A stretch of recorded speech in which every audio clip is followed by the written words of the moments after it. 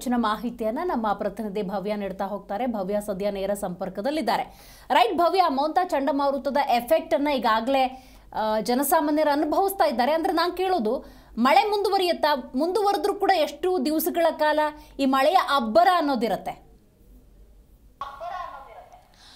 S Divya, ಈಗಾಗಲೇ silicon ಸಿಟಿಯಲ್ಲಿ ಮುಂಜಾನೆಯಿಂದ ಕೂಡ ಜಿಟಿ ಮಳೆ ಸುರಿತಾ ಇರುವಂಥದ್ದು. ಅಷ್ಟು ಮಾತ್ರವಲ್ಲದೆ ಈಗಲೂ ಕೂಡ ಎಲ್ಲೆಡೆ ಮಳೆ ಬರ್ತಾ ಇದೆ. ಪ್ರಮುಖವಾಗಿ ಜಿಲ್ಲೆಗಳಲ್ಲಿ ಕರಾವಳಿ ಪ್ರದೇಶ ಏನಿದೆ, ಸೊ ಅಲ್ಲಿ ಕೂಡ ಈಗಾಗಲೇ ಹವಾಮಾನ ಇಲಾಖೆ ಮಳೆಯ ಮುನ್ಸೂಚನೆಯನ್ನು ಕೊಟ್ಟಿರುವಂಥದ್ದು. ಈ ಚಂಡಮಾರುತದ ಎಫೆಕ್ಟ್ ಇನ್ನೂ ಕೂಡ 2 ದಿವಸಗಳ ಕಾಲ ಇರುತ್ತೆ ಅನ್ನೋ ಮಾಹಿತಿಯನ್ನು ಹವಾಮಾನ ಇಲಾಖೆ ಕೂಡ ತಿಳಿಸಿರುವಂಥದ್ದು. ಸ್ವತಃ ಮಾತಾಡೋದಕ್ಕೆ ಈಗಾಗಲೇ CS ಪಾಟೀಲ್ ವಿಜ್ಞಾನಿ ನಮ್ಮ ಜೊತೆ ಇದ್ದಾರೆ. ಬನ್ನಿ ಅವ್ರ ಜೊತೆನೆ ಮಾತಾಡ್ತಾ ಹೋಗ್ತೀನಿ. ಸರ್, ಈಗಾಗಲೇ ಜಿಲ್ಲೆಗಳಲ್ಲಿ ಕೂಡ ಎಫೆಕ್ಟ್ ಗೊತ್ತಾಗ್ತಾ ಇದೆ. ಪ್ರಮುಖವಾಗಿ ನಾವು ಸಿಲಿಕಾನ್ ಸಿಟಿಯಲ್ಲಿ ಇರುವಂಥದ್ದು. ಸಿಟಿಯಲ್ಲಿ ಕೂಡ ಮುಂಜಾನೆಯಿಂದ ಜಿಟಿ ಮಳೆ ಕೂಡ ಸುರಿತಾ ಇರುವಂಥದ್ದು. ಯಾವ ರೀತಿ ಇದ್ರೆ ಎಫೆಕ್ಟ್ ಇರುತ್ತೆ ಸರ್? ಹಾಗೇನೆ ಎಷ್ಟು ದಿವಸಗಳ ಕಾಲ ಮಳೆ ಬರುತ್ತೆ? ಬೆಂಗಳೂರಿನಲ್ಲಿ ಮೋಂತಾ ಚಂಡಮಾರುತದಿಂದ ಹಲವು ಕಡೆ ಹಗುರದಿಂದ ಸಾಧಾರಣವಾಗಿ ಮಳೆಯಾಗುವ ಸಾಧ್ಯತೆ ಐತಿ. ಅಕ್ಟೋಬರ್ 29ರಂದು ಮಳೆಯ ಪ್ರಮಾಣ ಕಡಿಮೆ ಆಗ್ಬೋದು ಮತ್ತು ಕೆಲವು ಕಡೆ ಹಗುರವಾಗಿ ಬೆಂಗಳೂರಿನಲ್ಲಿ ಮಳೆಯಾಗುವ ಸಾಧ್ಯತೆಗಳದಾವು. ಉತ್ತರ ಒಳನಾಡಿನ ಜಿಲ್ಲೆಗಳಲ್ಲಿ ಅಕ್ಟೋಬರ್ 28ರಂದು ವ್ಯಾಪಕವಾಗಿ ಮಳೆಯಾಗುವ ಸಾಧ್ಯತೆಗಳದಾವು. ಅಕ್ಟೋಬರ್ 29ರಂದು ಹಲವು ಕಡೆ ಮಳೆಯಾಗುವ ಸಾಧ್ಯತೆ ಐತಿ. ಅಕ್ಟೋಬರ್ 30ರಿಂದ ಉತ್ತರ ಒಳನಾಡಿನ ಜಿಲ್ಲೆಗಳಲ್ಲಿ ಮಳೆಯ ಪ್ರಮಾಣ ಪೂರ್ಣವಾಗಿ ಕಡಿಮೆಯಾಗುವ ಸಾಧ್ಯತೆ ಐತಿ. ಅಕ್ಟೋಬರ್ 28ರಂದು ಉತ್ತರ ಒಳನಾಡಿನ ಜಿಲ್ಲೆಗಳಲ್ಲಿ ಬೀದರು, ಕಲಬುರಗಿ, ಯಾದಗಿರಿ, ರಾಯಚೂರು, ವಿಜಯಪುರ ಜಿಲ್ಲೆಗಳ ಕೆಲವು ಕಡೆ ಭಾರಿ ಮಳೆಯಾಗುವ ಸಾಧ್ಯತೆ ಇರುವುದರಿಂದ ಈ ಜಿಲ್ಲೆಗಳಿಗೆ ಅಕ್ಟೋಬರ್ 28ರಂದು ಯೆಲ್ಲೋ ಅಲರ್ಟನ್ನು ಕೂಡ ಕೊಡಲಾಗಿದೆ. ಕರಾವಳಿ ಜಿಲ್ಲೆಗಳಲ್ಲಿ ಅಕ್ಟೋಬರ್ 28, 29 ಹಾಗೂ 30ರಂದು ಹಲವು ಕಡೆ ಮಳೆಯಾಗುವ ಸಾಧ್ಯತೆ ಐತಿ. ಮತ್ತು ಉತ್ತರ ಕನ್ನಡ, ಉಡುಪಿ ಹಾಗೂ ದಕ್ಷಿಣ ಕನ್ನಡ ಜಿಲ್ಲೆಗಳಿಗೆ ಅಕ್ಟೋಬರ್ 28ರಂದು ಯೆಲ್ಲೋ ಅಲರ್ಟನ್ನು ಕೂಡ ಕೊಡಲಾಗಿದೆ. ದಕ್ಷಿಣ ಒಳನಾಡಿನ ಜಿಲ್ಲೆಗಳಲ್ಲಿ ಅಕ್ಟೋಬರ್ 28 ಹಾಗೂ 29ರಂದು ಹಲವು ಕಡೆ ಹಗುರದಿಂದ ಸಾಧಾರಣವಾಗಿ ಮಾತ್ರ ಮಳೆಯಾಗುವ ಸಾಧ್ಯತೆ ಐತಿ. ಅಂದರೆ ದಕ್ಷಿಣ ಒಳನಾಡಿನ ಜಿಲ್ಲೆಗಳಿಗೆ ಅಷ್ಟೊಂದು ಏನು ಮಳೆ ಆಗಲ್ಲ. ಆದರೆ ಉತ್ತರ ಒಳನಾಡಿನ ಜಿಲ್ಲೆಗಳಿಗೆ ಮತ್ತು ಕರಾವಳಿಯ ಜಿಲ್ಲೆಗಳಿಗೆ ಇನ್ನೂ 2 ದಿವಸ ಮಳೆಯಾಗ್ಬೋದು. ಸರ್, ಇದು ಚಂಡಮಾರುತ ಅಂತ ಹೇಳ್ತಾ ಇದ್ದೀರಾ. ಸೊ ಇದು ಅಂದರೆ ಕರಾವಳಿ ಪ್ರದೇಶಗಳಲ್ಲಿ ಈಗ ಸಮುದ್ರಕ್ಕೆ ಮೀನುಗಾರರು ಇಳಿತಾರೆ. ಸೊ ಇವರಿಗೆಲ್ಲ ಯಾವ ರೀತಿಯಾದಂಥ ಎಫೆಕ್ಟ್ ಇರುತ್ತೆ? ಯಾಕಂದರೆ ಗಾಳಿಯ ವೇಗ ಕೂಡ ಬಹಳಷ್ಟಿದೆ ಅನ್ನೋ ಮಾಹಿತಿಯನ್ನು ಕೊಟ್ಟಿದ್ದಾರೆ. ಯಾವ ರೀತಿ ಇರುತ್ತೆ ಸರ್? ಇದು ಬಂಗಾಳ ಉಪಸಾಗರದ ಮಧ್ಯಭಾಗದಲ್ಲಿ ಕಾಕಿನಾಡದಿಂದ ಸುಮಾರು ಒಂದು 270 ಕಿಲೋಮೀಟರ್ ದೂರದಲ್ಲಿದೆ. ಈ ಒಂದು ಚಂಡಮಾರುತದ ಪರಿಣಾಮವಾಗಿ ಸಮುದ್ರದ ಅಲೆಗಳು ಭಾರಿ ಎತ್ತರ ಆಗಿರ್ತಾವೆ ಮತ್ತು ತೀವ್ರವಾಗಿರ್ತಾವೆ.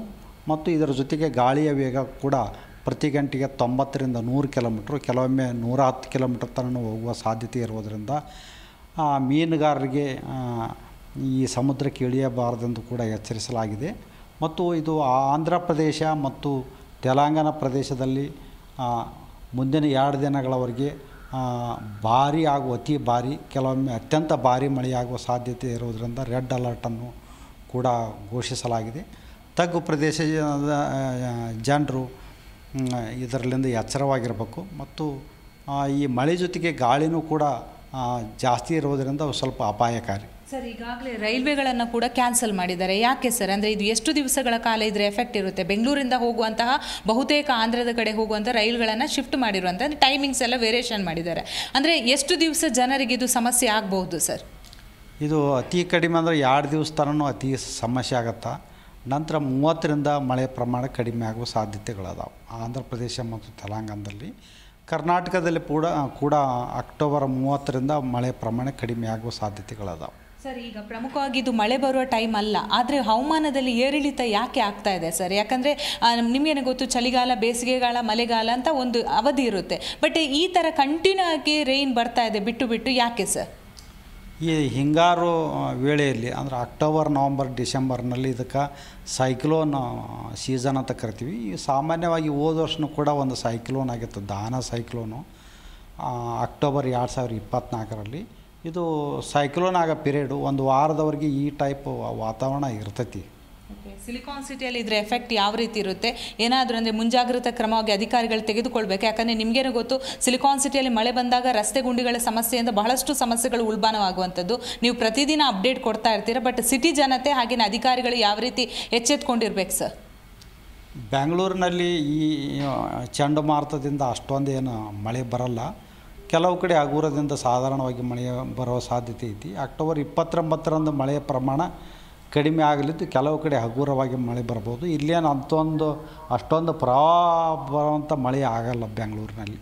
ಎಸ್, ನೋಡಿದ್ರಲ್ಲ ದಿವ್ಯಾ, ಈಗಾಗಲೇ ಬಹುತೇಕ ಮಾಹಿತಿಯನ್ನು ಕೂಡ ಹವಾಮಾನ ಇಲಾಖೆಯ ತಜ್ಞರಾದಂತಹ CS ಪಾಟೀಲ್ ಅವರು ಹೇಳ್ತಾ ಹೋದರು. ಸಿಲಿಕಾನ್ ಸಿಟಿಯಲ್ಲಿ ಅಷ್ಟೊಂದು ಸಮಸ್ಯೆ ಇಲ್ಲ, ಆದರೆ ಜಿಲ್ಲೆಗಳಲ್ಲಿ ಬಹುತೇಕವಾಗಿ ಸಮಸ್ಯೆಗಳಿದೆ. ಯಾಕಂದರೆ ಈಗಾಗಲೇ ಬೆಂಗಳೂರಿನಿಂದ ಹೊರಟಿರುವಂತಹ ರೈಲುಗಳನ್ನು ಕೂಡ ಡೈವರ್ಟ್ ಮಾಡಿದ್ದಾರೆ. ಅಂದರೆ ಆಂಧ್ರ ಪ್ರದೇಶಗಳಲ್ಲಿ ಇಲ್ಲೆಲ್ಲ ಬಹಳಷ್ಟು ಎಫೆಕ್ಟ್ ಇರೋ ಕಾರಣಕ್ಕಾಗಿ ಸದ್ಯದ ಮಟ್ಟಿಗೆ ಕರಾವಳಿಯ ಜನ ಬಹಳಷ್ಟು ಜಾಗೃತೆಯಿಂದ ಇರಬೇಕು. ಯಾಕಂದರೆ ಸಮುದ್ರ ಮಟ್ಟದಲ್ಲಿ ಇದೊಂದು ಎಫೆಕ್ಟ್ ಇರೋ ಕಾರಣಕ್ಕಾಗಿ ಮೀನುಗಾರರು ತೆರಳುವ ಸಂದರ್ಭದಲ್ಲಿ ಅತಿಯಾಗಿ ಜಾಗೃತೆಯಿಂದ ಇರಬೇಕು, ಯಾರು ಕೂಡ ಇಳಿಲೇಬಾರದು ಅನ್ನೋ ಸೂಚನೆಯನ್ನು ಕೂಡ ಕೊಟ್ಟಿರುವಂಥದ್ದು. ಒಟ್ಟಾರೆ ಹೇಳಬೇಕಾದ್ರೆ ಸಿಲಿಕಾನ್ ಸಿಟಿಯಲ್ಲಿ ಮುಂಜಾನೆಯಿಂದ ಕೂಡ ಜಿಟಿ ಮಳೆ ಬರ್ತಾ ಇದೆ. ಇದರಿಂದ ಬಹಳಷ್ಟು ಜನ ತತ್ತರಿಸಿ ಹೋಗಿದ್ದಾರೆ. ಯಾಕಂದರೆ ಕೆಲಸಕ್ಕೆ ಹೋಗುವ ಸಮಯದಲ್ಲಿ ಈ ರೀತಿಯಾದಂತಹ ಮಳೆ ಬಂದಾಗ ಟ್ರಾಫಿಕ್ ಸಮಸ್ಯೆಗಳು ಕೂಡ ಈಗಾಗಲೇ ಉಲ್ಬಣವಾಗಿರುವಂಥದ್ದು. Divya. Right Bhavya, thank you ನಿಮ್ಮೆಲ್ಲ ಮಾಹಿತಿಗಾಗಿ.